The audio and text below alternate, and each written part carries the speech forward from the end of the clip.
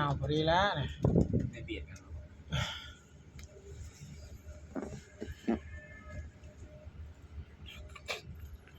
นั่งก็ได้นอนก็ได้สบายเลยเนาะ ไปทำไปรอบแรกครับคนบริษัทไปเบียดกัน เคยไปจักเที่ยวเข้าครั้งแรกนี่ว่า ไปเมียไปก่อน ว่า ไปจะคนรอบแรก2 คนเขาไปหลายเราเลยนั่งจะหลงคนเขา อืม มาเห็นโอ้ก็เป็นเป็นตาย